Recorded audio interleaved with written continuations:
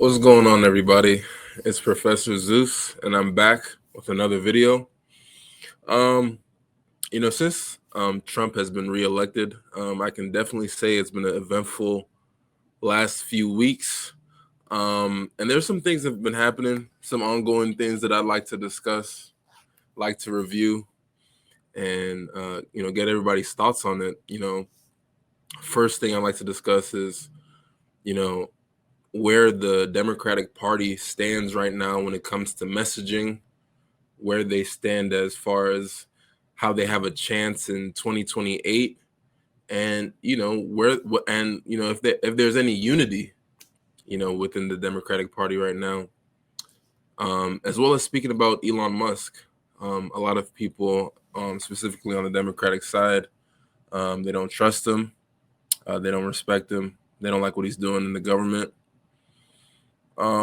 So we're going to check out a clip that kind of discusses that, and then I'd like to also discuss some new developments where President Trump, kind of said that he was interested in, taking ownership of the Gaza Strip. Honestly, I didn't see that coming, but maybe I did see that coming. But a lot of people say he's playing 5D chess. A lot of people say, you're supposed to be America first. Like we didn't vote for you to actually continue to go into the Middle East and things like that. But we'll check out some clips, go over it, and see how life is looking these days. So let me pull up the first clip and we can get this show on the road.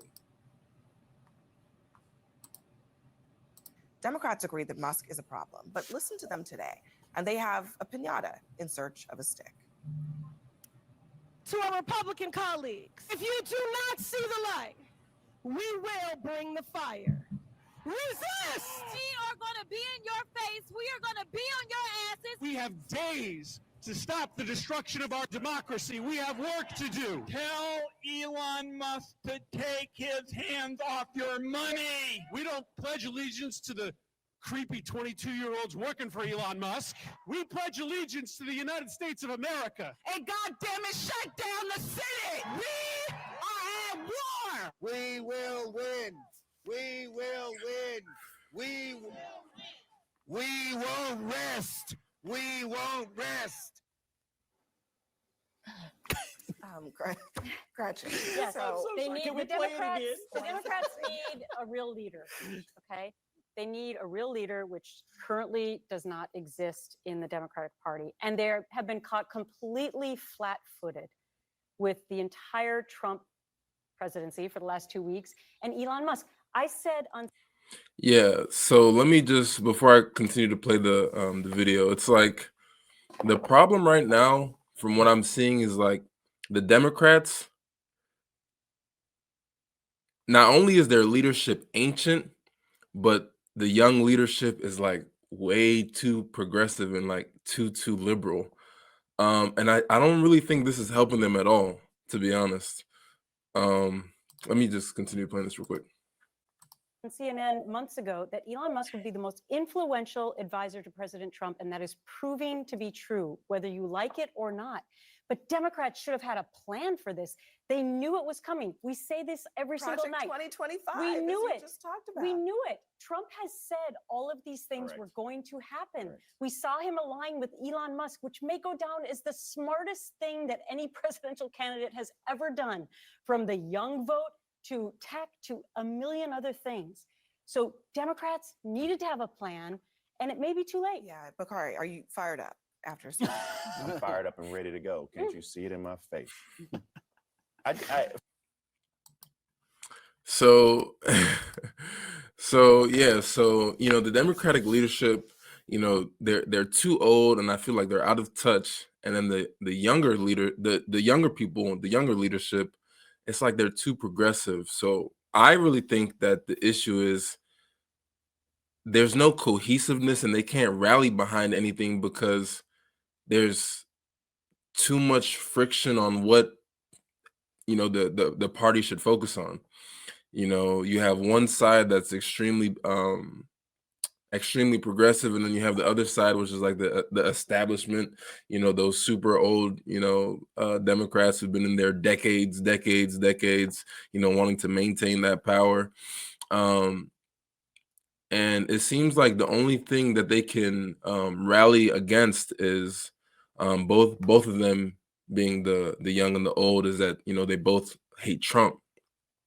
But, you know, realistically, this hatred for Trump is not going to be enough. You know, for the last 8 years, if you've been following mainstream media and news, you know, calling Trump all these different types of names, saying that it's going to be the end of the world if he gets elected, that hasn't been enough. You know, that hasn't been enough. Like, people get desensitized to that type of talking, and then, you know, they'll go elsewhere, or they won't even mind politics in general. And I really think that's the real problem that, you know, the Democratic Party has right now. I think they've honestly dug themselves in a hole that's too deep, and, you know, being super anti-Trump, it's like it's not working. So I feel right now, you know, the best thing that Democrats can do, you know, to actually give themselves a fighting chance in order to revive, you know, kind of like their party, which is like dying off. I know that might be too harsh, but in reality, that's what's happening. It's dying off. Some people may not like what I'm about to say, but it may have to be said. If Democrats want a fair chance in 2028, you're going to have to really reconsider how much you rally behind the far left, like the super liberal, super progressive part of the Democratic Party. Like, I'm not saying that some of the people, some of the things, some of the issues that the far left rallies behind aren't valid, but everyday Americans aren't really focused on super extreme niche social issues. Some may agree with them, but they're not too focused on them in their everyday mundane lives. You know what I mean? You have to kind of get rid of. People are going to hate this. Like, a lot of the people, you know, saying, you know, white people are the devil. They're extremely, you know, whatever.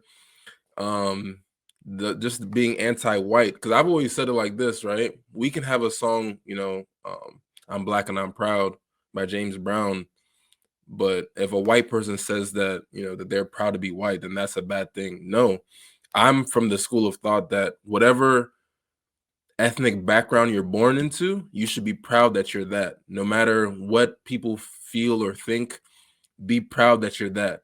I'm proud I'm Nigerian. I'm proud I'm American. If you're Chinese, if you're Brazilian, if you're from El Salvador, if you're from Eastern Europe, wherever you're born into, whatever ethnic group you find yourself in, you should be proud of that, right? Just because different groups of people, their ancestors do X, Y, and Z, doesn't mean that you shouldn't be proud of, you know, where you come from. Because regardless, each of us, our ethnic backgrounds, we still have some positive stuff that we were able to assist with throughout history, whether that's some good and some bad. There's still some positivity in that, right? So also, you know, again, you know, reconsidering how they look at the far left. Another thing that's going to help them in 2028 is actually, I know some people are not going to like this, but aligning with the issues that American people are, that are some of the issues that everyday Americans do agree with, and that's why they've, you know, voted for Trump. You know, and those are things like, you know, being tough on crime, you know, dealing with the border, illegal immigration. A lot of people voted for Trump for these issues, and the way people voted for Trump en masse can show that these issues that he was running on A lot of people align with them. So, you know, even if you just watch that video that I just played, for a network like CNN that is, left leaning, to have people on the panel laughing, it goes to show you that, a lot of these people in the Democratic Party, like, they're just out of touch, right? Do some stuff or do things, whether you got to put your ego to the side or whatever, come together, work with the Republicans, work with Trump, and find some stuff, find some common ground in order to make the American people happy, because you guys are elected by the people. You guys work for the people. You know what I mean? So just being anti-Trump, anti-Elon, right?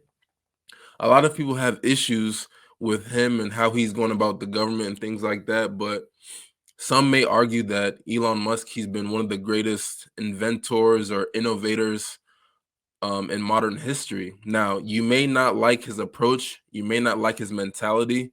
You may not like how he goes about certain things, but you can't deny that he's been able to innovate when it comes to technology, how we view different things. And, he's not part of the government, but he's like one of the world's richest person right now. So, I mean, whether you like him, whether you hate him, you can't displace what he's done for humanity, whether the good or the bad. He had some hand in that.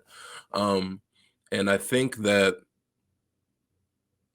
we have to be skeptical, but we have to, watch how things move. But, don't rule out anything just yet. Okay. Be skeptical. Be skeptical of everything. All right. Now, moving on to the next topic that I'd like to discuss. President Trump yesterday, he met with Bibi Netanyahu, Israel's prime minister, Israel's leader. And he made an announcement that I don't think people, like I said, thought about or even considered. But he said that, because, the Gaza Strip has been decimated, with war and things like that, that the U.S. should just come and own it. So let me just play this clip for you guys real quick, and let me know your thoughts.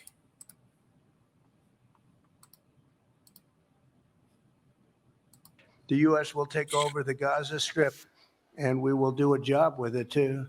We'll own it and be responsible for dismantling all of the dangerous unexploded bombs and other weapons on the site, level the site and get rid of the destroyed buildings, level it out, create an economic development that will supply unlimited numbers of jobs and housing for the people of the area. Do a real job, do something different. Just can't go back. If you go back, it's going to end up the same way it has for 100 years. The U.S. Yeah. So I don't think, like I said, a lot of people saw this coming. A lot of the people who voted for Trump probably didn't see this coming. But he said own it.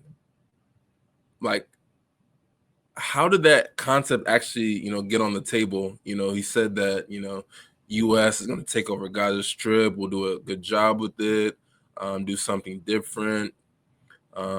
It's not going to be the same way as it's been in the last 100 years.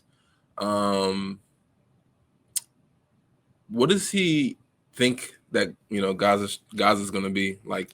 Is he thinking that, he can recreate it to be like a Dubai or something like that? And when he says like the people of the area, is he saying, the same ones that can't actually go back to the area?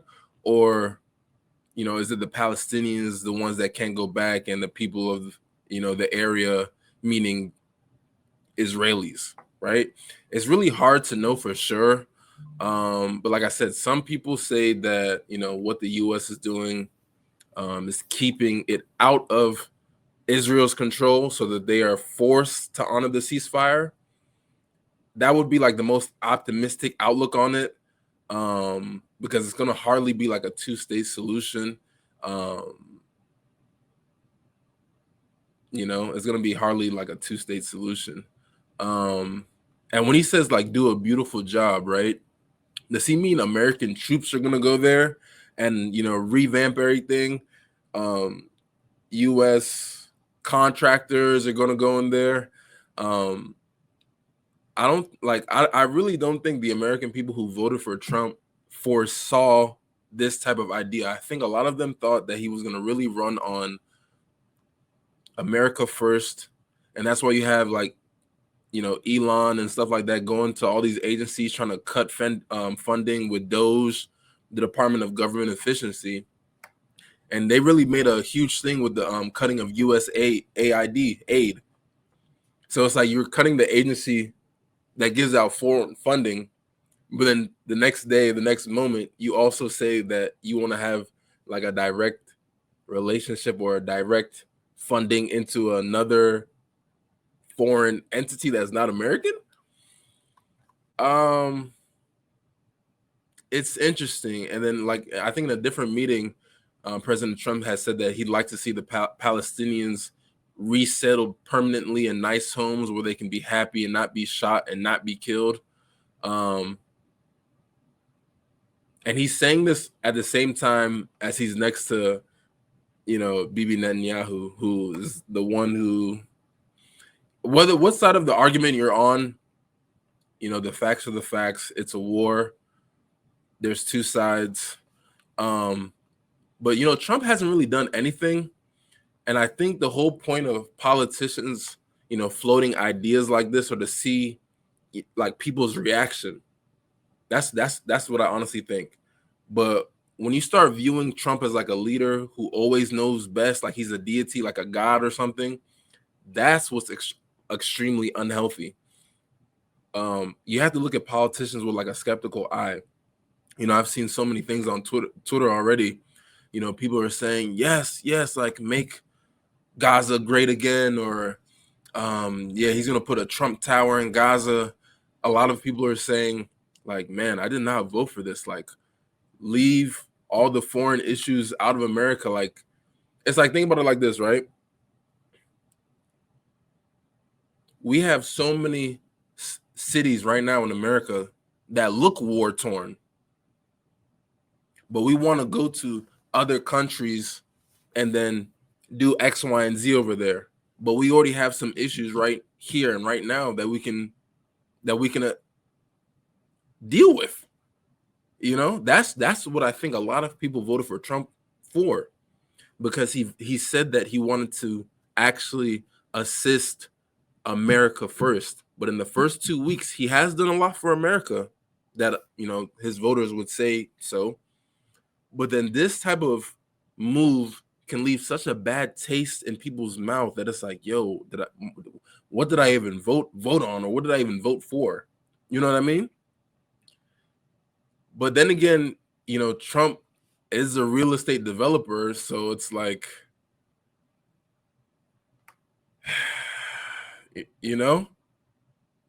and then you think a lot of people said, oh no, you've never read his book, The Art of the Deal, because this whole past week with the tariffs in Canada, the tariffs in Mexico, he did use the tariffs as leverage to get Canada and Mexico to, align with American interests.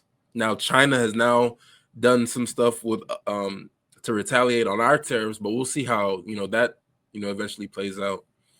So nobody knows if Trump is really serious about actually owning Gaza, or if this is just